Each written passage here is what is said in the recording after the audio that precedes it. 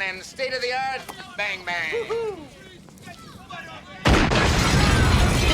I imagine most of you are probably aware of RoboCop or have at least heard of him, otherwise why did you click on this video? But did you know that RoboCop's entire story was never supposed to just be a cyborg cop fighting street-level thugs and goons? RoboCop's actual storyline is set in a crumbling near-future Detroit where a pretty shady corporation known as Omni Consumer Products has taken over the police force and is scheming to bulldoze the city's poorest neighborhoods to build a premium state called the Delta City. This specific backdrop is the sole reason why every villain in this franchise has a wow factor, because some are gun-toting gangsters, some are boardroom executives, some are malfunctioning machines, and some are just engineers in pursuit of power through technology. The list I've put together for you today actually looks way past the trilogy and features villains who were in the comics, animated series, TV movies, and the 2014 reboot, plus the game that many people haven't even heard about, known as RoboCop Rogue City. Many of these villains are from different timelines, but they all warn us about how the world could literally collapse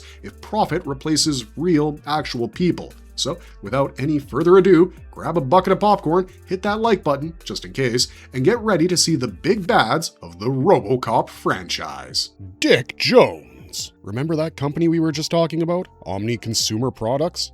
Well, Dick Jones is actually the senior president of that company in the original 1987 RoboCop film, and trust me, he's probably the most twisted character in the entire franchise because he doesn't see the city of Detroit as something he wants to protect. It's more like a business opportunity for him, and he'll do anything to maximize his profits. His pitch is simple. He wants to replace human cops with OCP hardware and turn the entire idea of law enforcement into a corporate product. For this, he has a flagship project called the Ed 209 enforcement droid, but sadly for him, it ends up backfiring in spectacular fashion during its boardroom demonstration when it ends up killing junior executive Mr. Kinney when the machine failed to register that he had surrendered. This failure was actually the path to success for Dick's rival executive Bob Morton and his RoboCop program, which actually managed to succeed in places where Dick's project hadn't. This fiasco embarrassed Dick quite badly, and it also made Morton a direct threat to his position,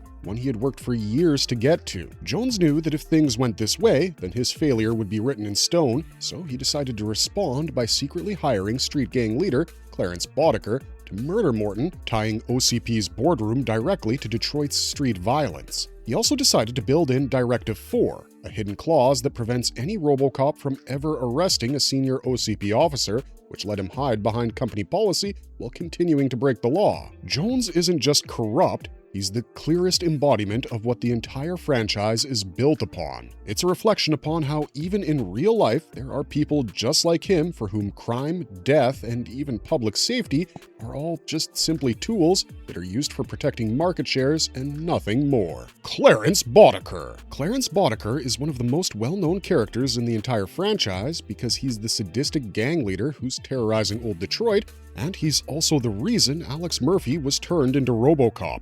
Boddicker is surprisingly clever, so he runs a small crew which includes numerous characters like Wendell Antonowski, Leon Nash, Joe Cox, and Steve Min. The thing about Clarence Boddicker is that he shows no interest in strategy or even restraint. He's extremely loud, surprisingly cruel, and he genuinely enjoys inflicting pain on others just for the love of the game. In the original movie, when Alex Murphy and his new partner, Ann Lewis, track the gang to an abandoned steel mill, Boddicker instructed his crew to ambush them together. Lewis was immediately incapacitated, but Alex wasn't as lucky. The crew tortured and mutilated him, and only then did Boddicker deliver the final execution-style shot. Because Boddicker decided to murder Alex Murphy, OCP actually got the clearance to build RoboCop in the first place, so it's safe to say that Boddicker's violence was the literal origin point of the franchise. The worst part is that he's not just some random thug either. He's actually working under Dick Jones himself and is on the payroll, and he was the one whom Dick instructed to murder his rival, Bob Morton. Once this secret relation between Dick and Boddicker was finally revealed, everything started to make complete sense. The higher-ups in the corporate boardrooms and the street violence were both feeding each other, and that's why when RoboCop finally corners Boddicker, it plays as both a personal reckoning and a major step in Murphy reclaiming the identity Boddicker tried to erase. Ed 209. The Enforcement Droid Series 209, also famously referred to as ED 209, is one of the alternatives presented to the world by OCP. Basically, it's a hulking twin-cannon robot that's built to intimidate first and then never think at all. Dick Jones unveils it to the board as the future of law enforcement, where he stages it with a disarm and arrest demo, with Junior Executive Kinney playing the suspect. Now, we already mentioned this a second ago, but it's one of my favorite parts of the movie and it's really important. So, during this demonstration, Kinney is instructed to point a dummy pistol at ED 209, and just as expected, the machine throws out a warning saying, "You have 20 seconds to comply." Kinney knew how the machine worked, and as per instructions, he complied immediately. But ED 209 never really registered his actions as a surrender, and it just kept on counting down, and once the timer hit 0, it literally shredded the man with automatic fire in front of the entire boardroom. I mean, Ed completely obliterates this guy. It goes on for a comic amount of time. OCP's reaction after that honestly says everything about the company's priorities. A man literally just died in the most horrific way, and it was treated as something as simple as a glitch, which they treated as a product setback rather than a tragedy. There's a whole bunch of irony and satire baked into this part of the movie. As we mentioned, ED 209 had no option to even form a judgment, yet it was given the power to take someone's life according to just a few hundred lines of code and the authority of people who don't even care about people in the first place. It's played off as a joke, but the humor comes from how horrifying this thing is and how close to reality it hits. Another fun fact about ED 209 is that although it's marketed as a big machine capable of killing anyone and everyone without issues, it still can't climb stairs. That weakness is literally how RoboCop defeats it, and honestly, it's another of my favorite parts of the movie. Now, despite that tragedy in the boardroom, somehow ED 209 actually ended up becoming one of the franchise's most recognizable symbols, reappearing across the sequels, comics, the animated series, and merchandise for literal decades. Kane / Robocain. If you've seen RoboCop 2, you're probably well aware of the Nuke cult. Kane is their fanatical leader, and boy oh boy is he a character, because not only is he part drug lord, he's also kind of a messiah who sells a highly addictive designer narcotic called Nuke to a desperate, bankrupt Detroit while convincing his followers he's leading them to paradise. He reminds me of the villain for Far Cry 5 for some reason, not gonna lie. Another thing that makes people blindly follow him is the fact that he's extremely charismatic and one of the most unpredictable characters in the entire franchise, and this is reflected pretty well in his actions because he's capable of being all warm and fuzzy one moment and a brutal menace the very next second, because believe it or not, when he found out one of his followers wasn't loyal to just him, he had him dissected in front of everyone else. After he's critically injured by RoboCop during a special raid, OCP scientist Dr. Fax, who finds him almost dead, makes a fateful decision. She decides that rather than use another slain officer, she has Kane's brain and nervous system surgically implanted into the hulking RoboCop 2 chassis because she knew that he was an addict and she could use his addiction to gain full control over his mind and body. That's a pretty messed up plan, and while I'm sure she thought it was brilliant, it collapses almost instantly. Kane was supposed to become a lot like RoboCop, where his dopamine and emotions were supposed to be suppressed, and his addiction was supposed to be his primary motivator. But to everyone's surprise, his memories and even his evil personality both managed to survive and stay intact. Before he managed to gain control of himself, he was ordered by the OCP to kill off everyone at the mayor's meeting, and trust me, he did it like it was a piece of art. He was a literal killing machine, but as soon as he broke through his mental restraints, Robocain turned on OCP, where he ended up massacring his own former cult and rampaging through Detroit before RoboCop finally ripped the brain from the machine himself. You see, Alex Murphy's humanity is what helps him stay just and human to the core, but when a person with literally no humanity is given the gift of near immortality, it can result in things that not even the writers themselves can foresee. Raymond Sellars. Dick Jones was the president of Omni Consumer Products, but Raymond Sellars was actually the CEO of OmniCorp in the 2014 RoboCop reboot, where he was portrayed by the famous actor Michael Keaton.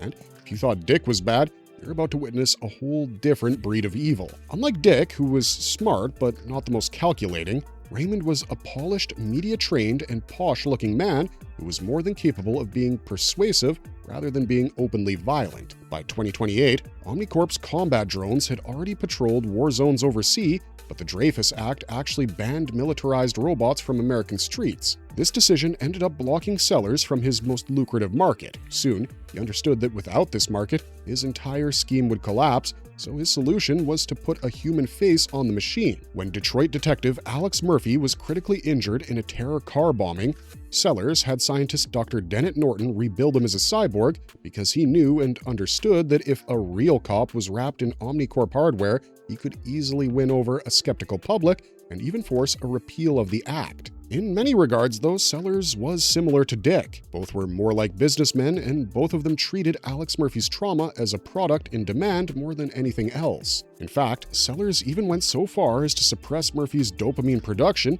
and minimized his emotional response system so that he would be the perfect, loyal cyborg.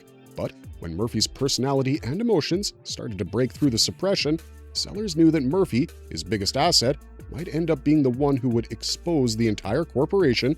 So, without delay, Sellars instructed others to quietly euthanize him. Of course, this decision ended up backfiring on him big time, as Murphy ended up breaking his own programming long enough to kill Sellars during a final confrontation on the OmniCorp rooftop. Otomo. RoboCop's deadliest threat was none other than Otomo, a sleek ninja android that was built by Kanemitsu Corporation. This corporation was a Japanese conglomerate that bought a controlling stake in OCP and pushed its Delta City redevelopment plan forward with even less patience than the old regime. Like, seriously, each part of the original RoboCop had a bigger bad than the previous one, because where Ed 209 was a lumbering tank capable of killing hundreds in a second, it was also slow and couldn't even climb stairs. Otomo, meanwhile, was fast, agile, and built for close-quarters assassinations. The thing even had a katana, and its combat reflexes were so fast that even RoboCop struggled like crazy to go up against it in battle. To make matters worse, Kanemitsu Corporation even released multiple Otomos to black mercenary rehab forces as they forcibly cleared out old Detroit's remaining residents just so that they could make way for the corporate-owned metropolis, Delta City. After a long and stressful battle, RoboCop did manage to defeat the original Otomo, but little did he know that two other Otomos would ambush him inside the OCP headquarters, and just as he was about to be killed by them, an ally of his managed to hack them just in time and reprogram them in such a way that they started to attack each other instead. Otomo was probably one of the coolest looking villains, and thankfully his design didn't just end there. The character was actually brought back in Boom Studios' RoboCop Last Stand, which was a direct comic adaptation of Frank Miller's original RoboCop 3 script, which never really got adapted into a movie. In this new storyline, an entire army of Otomo units hunted RoboCop through a burning Detroit, and it goes pretty hard if you ask me. One thing's for certain though, across every version, Otomo is literally the definition of corporate violence stripped of Ed 209's clumsiness as it becomes more efficient, silent, and built purely to remove obstacles.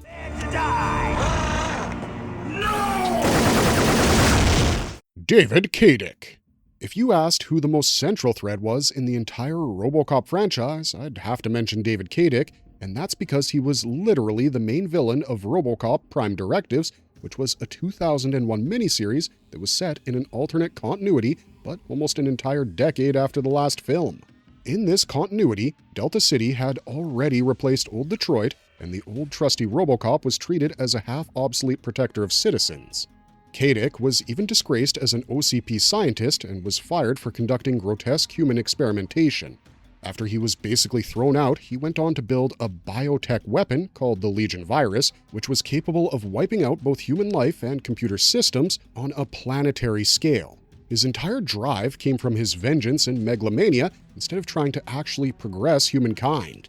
To reach his goal, Kaydick managed to capture RoboCop's former partner, John Cable, who had been killed by his ex-wife and resurrected as a RoboCop variant called RoboCable, and just like the others, even he was forced to be obedient to David because of a microchip planted in his head. This microchip didn't totally erase or suppress memories, but it could inflict extreme pain or even instant death if David wanted. So, RoboCable really had no choice. This wasn't even the worst thing he did, because David went so far as to use his own daughter as a living incubator for the Legion virus. He knew no one would suspect a little child, and until he could find a way to sneak in the virus and infiltrate OCP's central AI, called Saint, he used her body, and later on in the story, after he recaptured his daughter Jordan, he extracted Legion and went on with his plan. Thankfully, Kaydick's plot ultimately ended up collapsing in a fatal confrontation with his ex-wife, Anne Key, middle initial R of course, and he died alongside her before Legion could spread out into the world. Unlike Detroit's street-level or boardroom villains, Kaydick's threat was quite literally on an apocalyptic scale, capable of destroying everything, and this issue made sure that he dragged RoboCop's world into full-blown sci-fi conspiracy territory. Dr. McNamara. Dr. McNamara is a name you'll see quite often in the RoboCop animated series because he's a recurring antagonist in that show, which was a much lighter, kid-friendly spin-off that actually managed to keep the entire franchise's ideology of corrupted corporations gone evil, while also making sure things didn't go over the limit. In the show, McNamara was an OCP scientist who was fitted with prosthetic mechanical arms. He looked pretty scary for a kids show, and he was the one who developed Ed 260, which was an upgraded successor to Ed 209. His character had a grudge against the system, and oh boy, it was personal and financial. Personal because he was also an innovator who loved creating new robots, and financial because when RoboCop's program was made, it kept on siphoning the funding that McNamara believed was for his own robot and what he actually deserved. Over time, he started to blame this funding issue more and more because every Ed 260 field test seemed to end in embarrassing failure by comparison. Instead of just accepting the fact that his program had flaws and that he just needed to work a little harder on them, McNamara made it his mission to destroy the entire reputation of RoboCop, and to do so, he went as far as to actually hire a street thug organization known as the Vandals to trigger a citywide crime wave, which would hopefully be beyond RoboCop's abilities to stop. If everything went according to plan, people would stop believing in him and his program would stop getting funding, and he'd be replaced by McNamara's Ed 260s. While planning these atrocities, he made sure to keep up his pretentious act as a loyal front for OCP's board. McNamara might not have been as outright evil as Kane or Otomo, but his entire presence actually helped keep the original film's central warning alive for a younger audience, which explained that, even in a toned-down Saturday morning version of Detroit, corporate scientists who are chasing their budget and approval will happily put the public at risk to win. John Killian. John Killian anchored RoboCop Dead or Alive in the 2014 comic series by Boom Studios, which was set in the months right after the original film. In this comic, John Killian was an infamous arms dealer with a criminal past that went back years and years before the RoboCop program was even thought of. He made his return to Old Detroit just when the mayor decided to take away the right to bear arms. The mayor was definitely trying to save the city, but it would severely impact Killian's business. He knew there would be people not happy about the mayor's decision, and he decided to capitalize on that by openly declaring himself as the champion of the people when he condemned both the OCP and RoboCop's authority and rallied the streets of Old Detroit with its citizens against what he called government overreach. Privately, he was engineering the exact opposite of peace all along because his real intention was to leave the city awash in fear, and gun scarcity was the anchor that the city needed to support weapons dealers, and Killian intended to profit from the resulting arms race because clearly he was the biggest supplier of them all. He even manipulated the city into confiscating RoboCop's own sidearm, and he also used media pressure to paint the cyborg cop as an unnecessary threat that had no place in Old Detroit. Killian was literally doing what McNamara had intended to do for ages, and he was doing it way better than anyone else had so far. It took Detective Ann Lewis digging through years and years of old OCP surveillance in order to expose Killian as the murderer and instigator behind Detroit's uprising. The thing is, Killian's plan worked because his cause sounded righteous, but his real intentions were turning the anger and rage of the people into a business opportunity. And the worst part? People were openly supporting someone who would destroy them from the inside out in the near future. A fine offer, sealing our contract in blood, but I prefer cleaner games. Wendell Antonowski. If you played the 2023 video game RoboCop Rogue City, you're probably aware of the name Wendell Antonowski, and honestly, after you hear what he's done, you'll completely understand why he was the central antagonist of the game.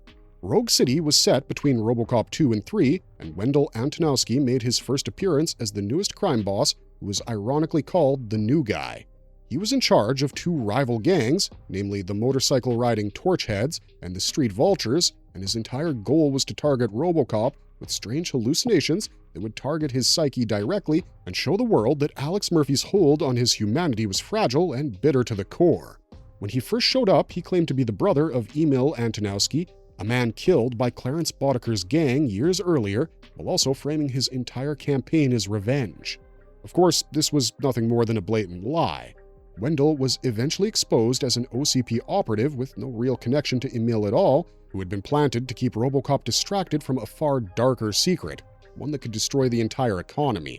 This dark secret was OCP's new illegal Afterlife program, which had been illegally going through numerous dead bodies in secret and had been harvesting their brains for unauthorized experiments, hoping to create more personnel who could potentially live on in other people's bodies.